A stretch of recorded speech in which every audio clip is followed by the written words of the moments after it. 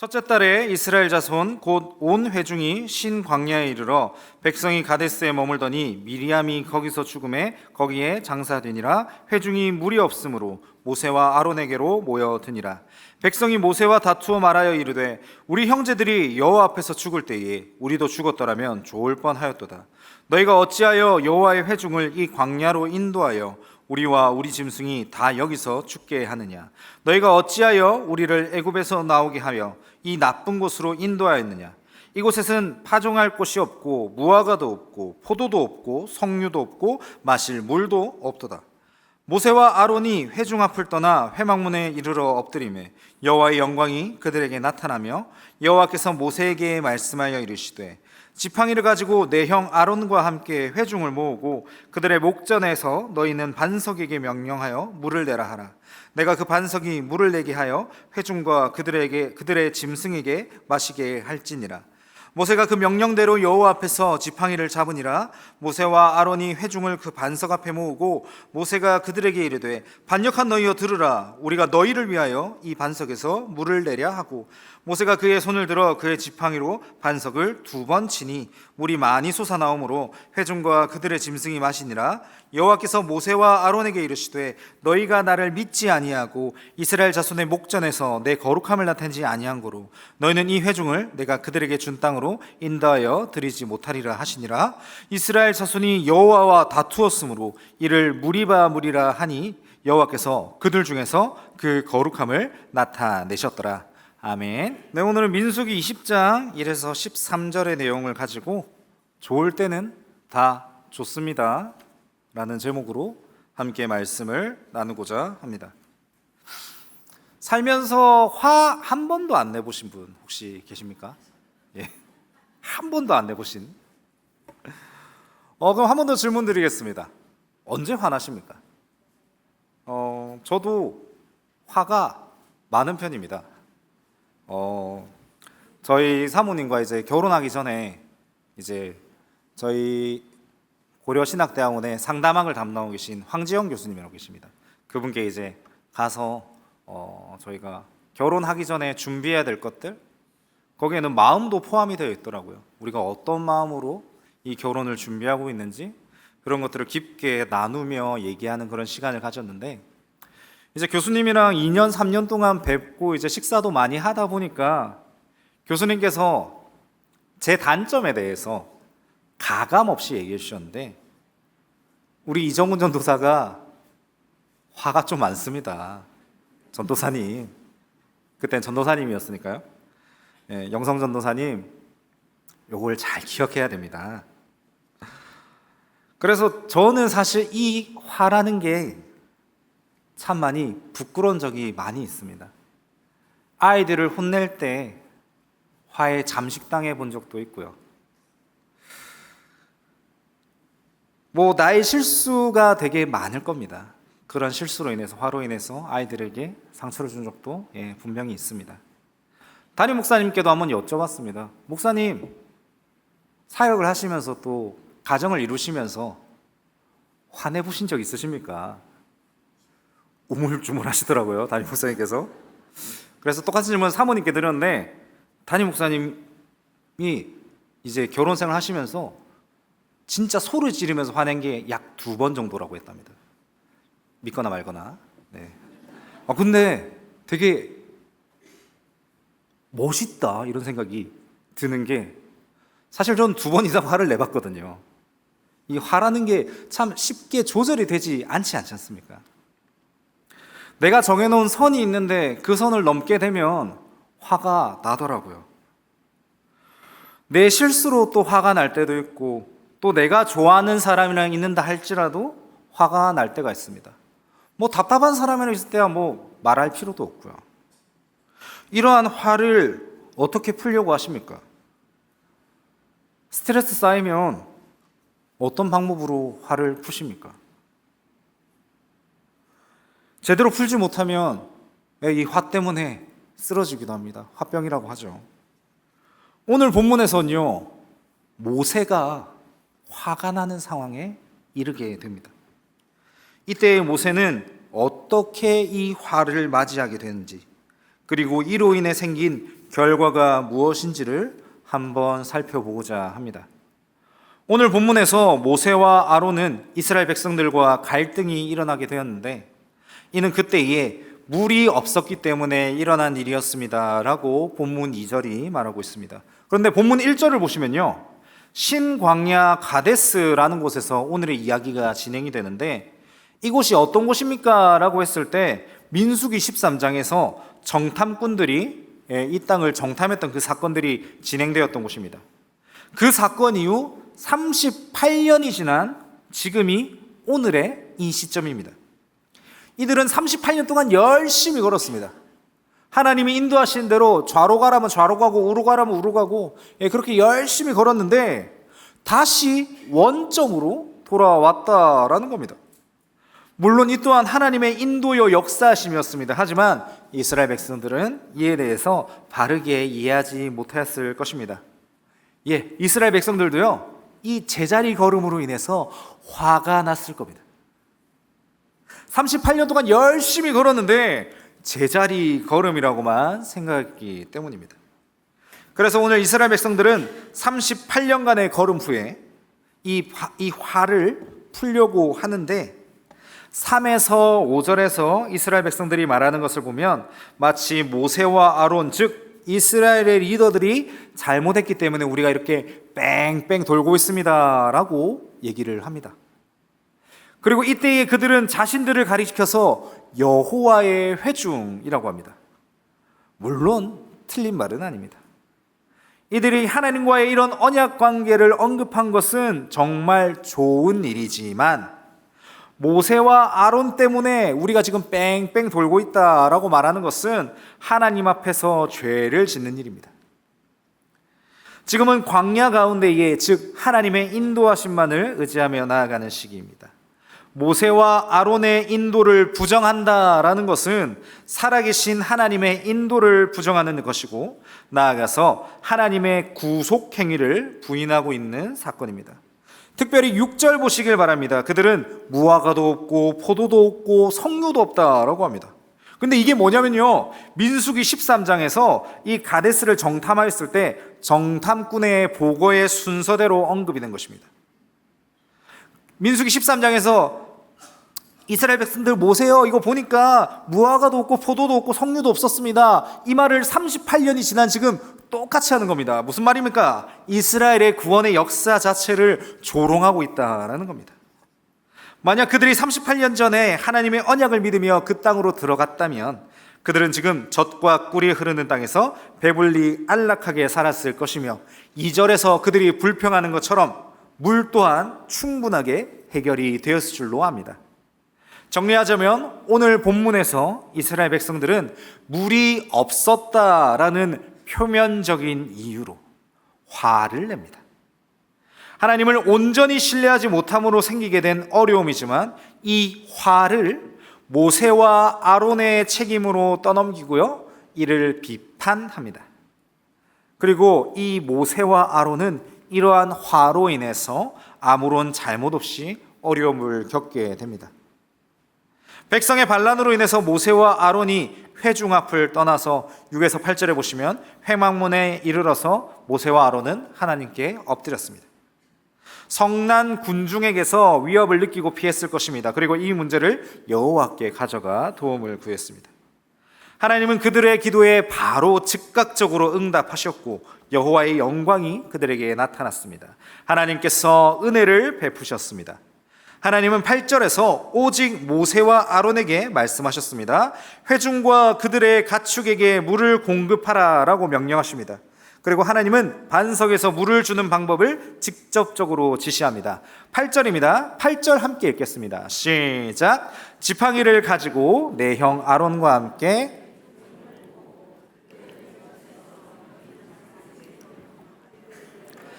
내가 그 반석이 물을 내게 하여 회중과 그들의 짐승에게 마시게 할지니라.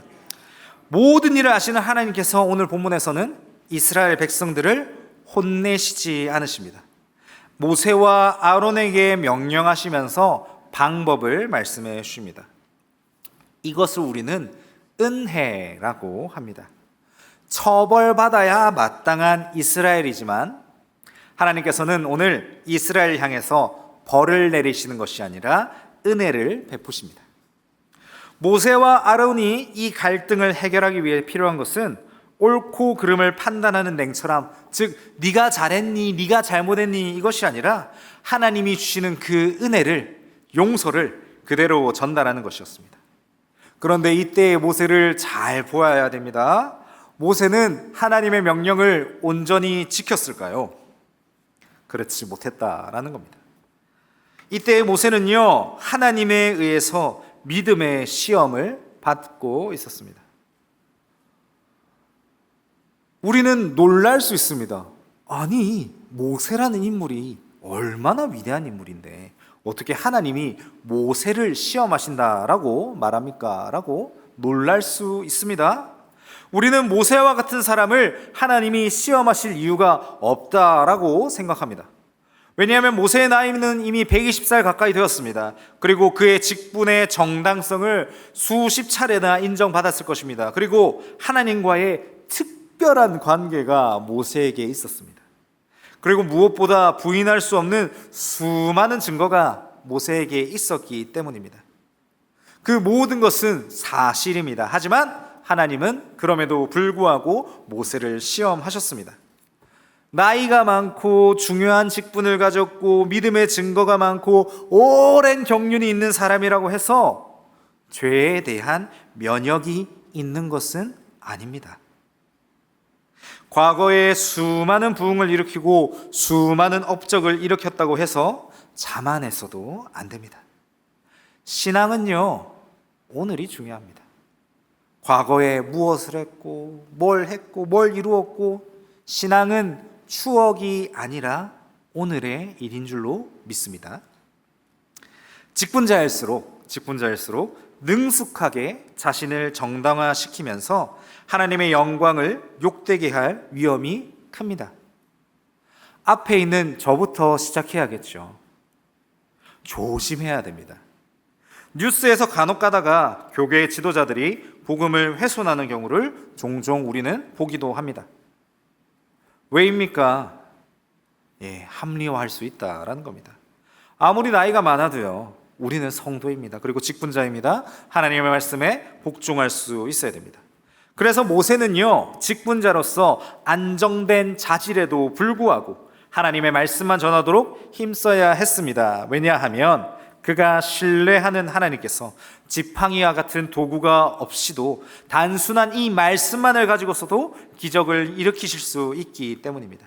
오늘 본문에서 하나님은 멋진 퍼포먼스를 원하지 않으셨습니다. 정치적으로 이렇게 해야 된다라고 말하지도 않으십니다. 사실 늘 그래 오셨습니다.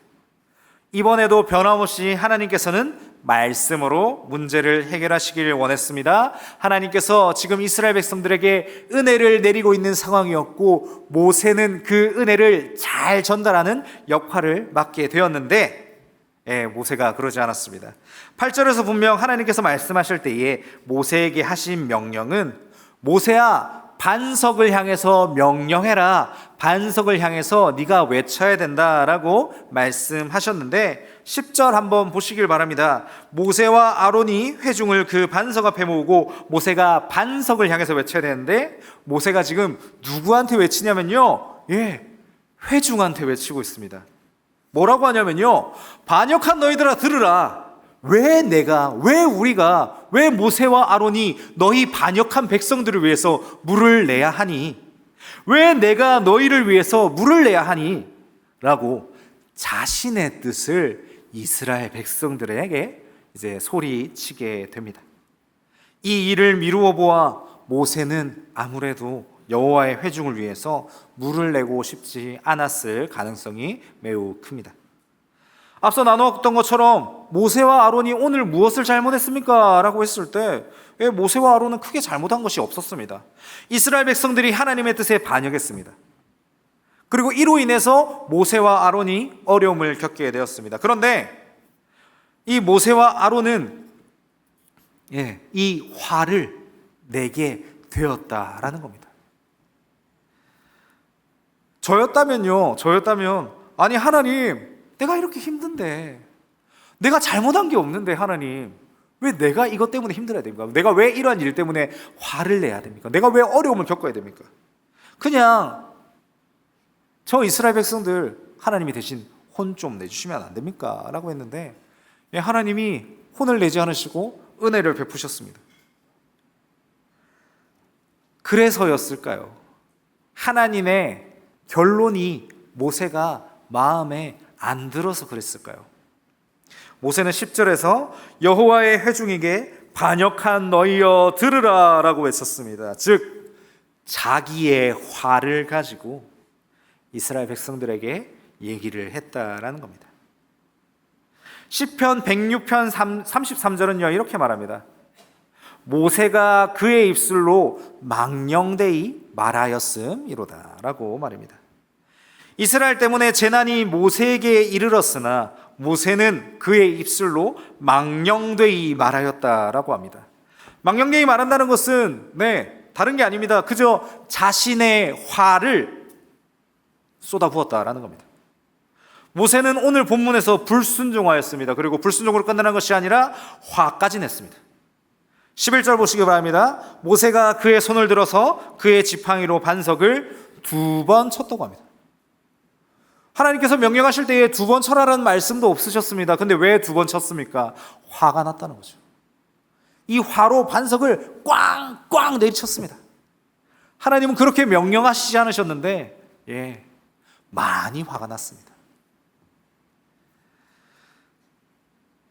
정리합시다. 이스라엘 백성들은 사실 오늘 본문의 사건만으로 보았을 때 대접받을 자격이 없는 자들입니다. 그럼에도 불구하고 하나님이 은혜를 베푸시고 물을 내려주십니다. 모세는 어떤 사람입니까? 리더에 있는 자리였습니다. 수많은 역사가 있었고 수많은 기적을 베풀었고 수많은 하나님의 은혜 가운데 섰던 자입니다. 하지만 오늘은 그러지 못했습니다. 오늘은 하나님의 말씀에 불순종했고 오늘은 반쪽짜리 순종을 하였습니다. 백성들을 향해서 말실수를 했습니다. 화를 냈습니다. 아니 살다 보면 말실수 좀 할 수 있는 거 아닙니까? 화 좀 낼 수 있는 거 아닙니까? 아니요. 지금 모세는 무엇을 하고 있습니까? 반석 가운데 물을 내고 있지 않습니까? 반석 가운데 물을 낸다는 것은 하나님의 영광이 드러내야 되는 그때에 모세가 화를 냈다는 겁니다. 다시 말씀드립니다. 여호와의 영광이 드러나야 하는 그 자리에 모세가 화를 내므로 인해서 여호와의 영광이 그 시간 가운데에 가리워졌습니다. 그리고 이로 인한 결과는 무엇입니까? 12절입니다. 12절도 함께 읽도록 하겠습니다. 시작. 여호와께서 모세와 아론에게 이르시되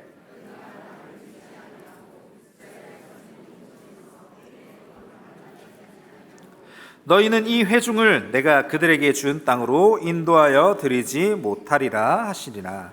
아멘. 오늘 본문에서 모세는 바르게 순종하지 못했습니다. 그리고 화에 잠식당하여서 여호와의 영광을 가리웠습니다. 그래서 그 결과로 인해서 모세와 아론은 결국 그 땅에 들어가지 못하게 됩니다.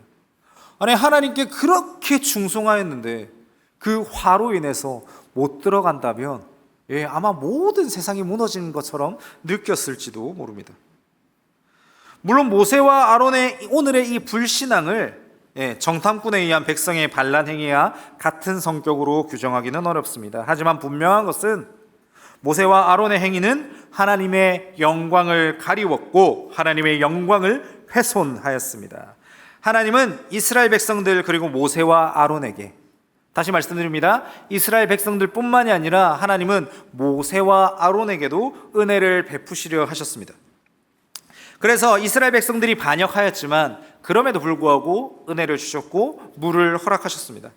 그뿐만이 아니라 모세와 아론에게 문제를 해결할 직접적인 방법을 허락하셨습니다. 모세와 아론은 하나님이 주신 그 은혜를 기억하면서 이스라엘 백성들을 사랑했습니다.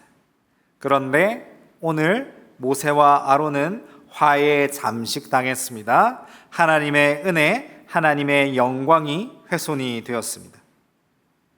모세와 아론은 하나님의 은혜를 전달해야 했는데, 그리고 모세는 그들을 사랑해야 했는데 그러지 못했다라는 것입니다. 성도 여러분, 하나님의 은혜가 있습니다. 그리고 모세가 주어야 할 사랑이 있습니다. 은혜는 무엇이고 사랑은 무엇일까요?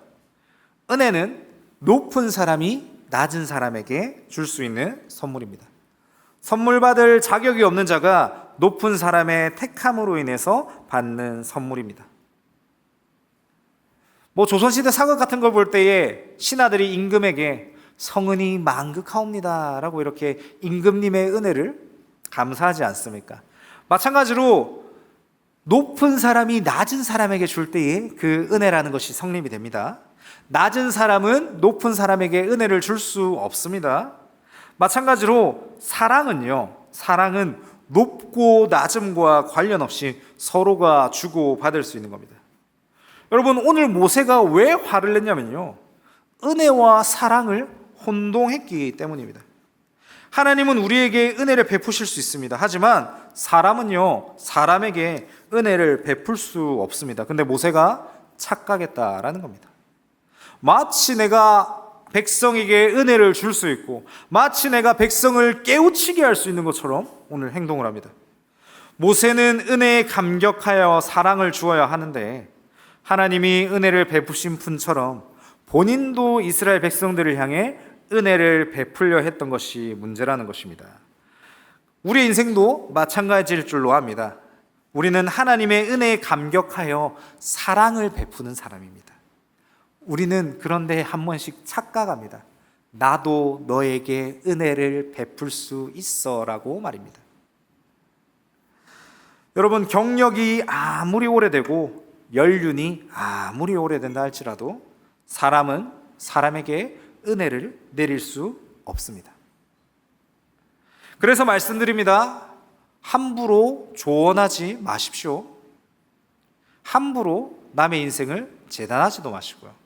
함부로 남의 인생을 판단하지 마십시오.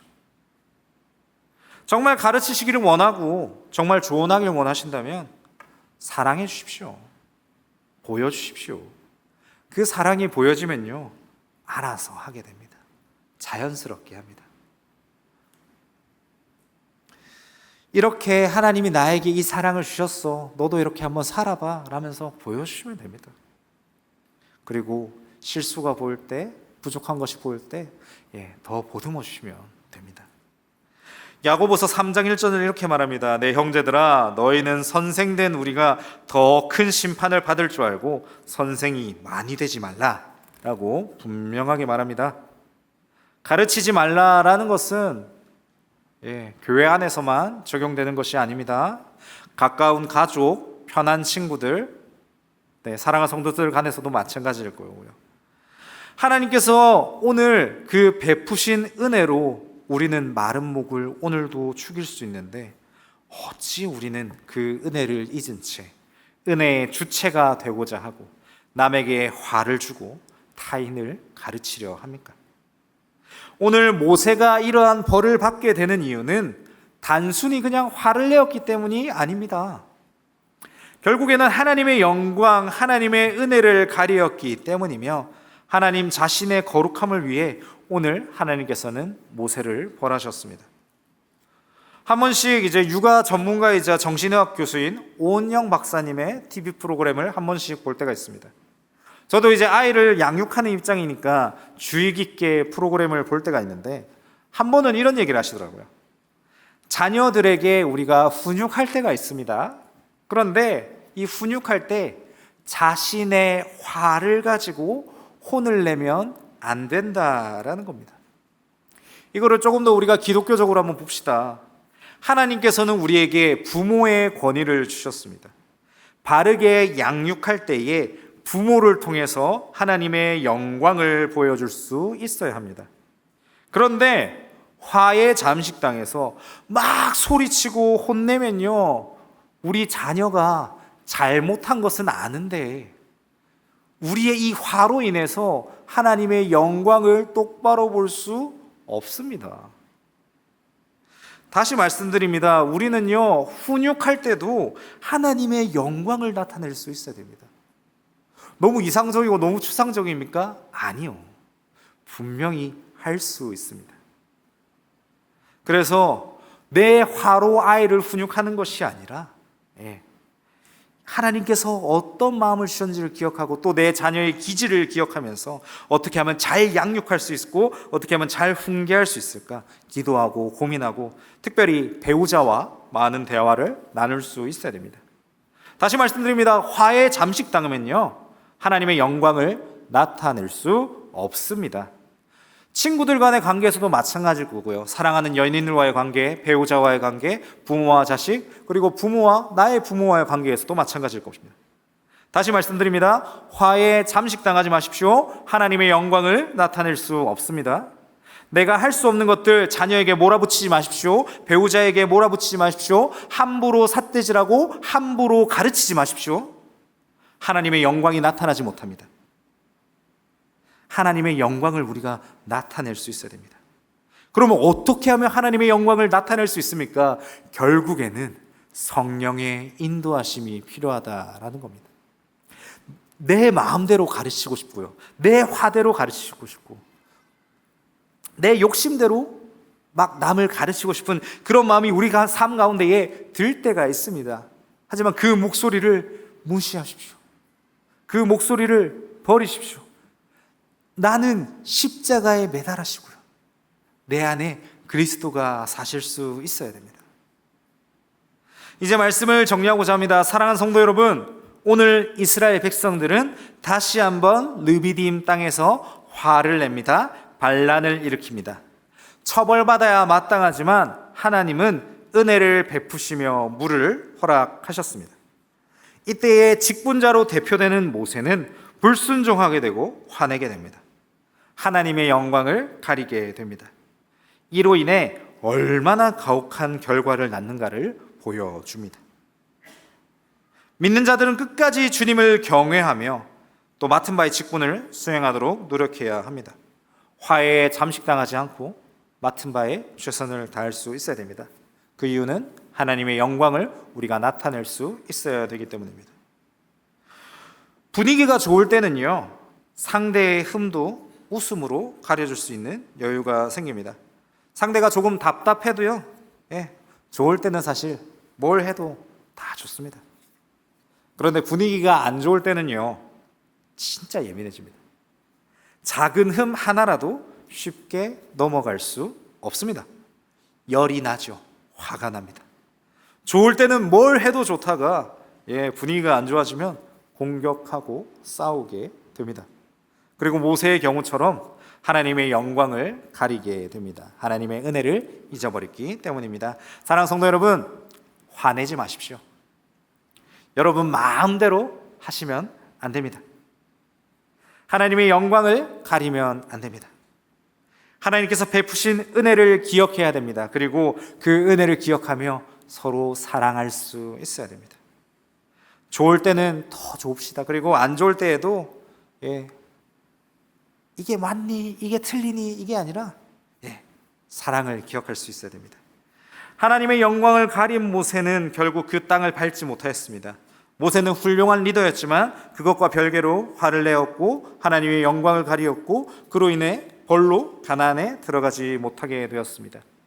우리가 내는 이 화 한 번으로 하나님의 약속을 얻지 못한다면 얼마나 슬픈 일이겠습니까? 그리고 무엇보다 하나님께서 우리를 향해 얼마나 참으셨습니까? 그 참음을 기억해야 됩니다. 그 사랑을 기억합시다. 그 은혜를 기억합시다. 그래서 다시 한번 말씀드립니다. 화내지 마십시오. 하나님이 주신 마음으로 한번 살아보시기를 소망합니다. 나의 감정을 앞세우지 마시고요. 하나님의 뜻에 따라 나아가시는, 그리고 기쁨으로 나아가시는, 내가 조금 답답할 때도 있지만 사랑으로 나아가시는 우리 귀한 성도님들 되시기를 간절히 소망합니다.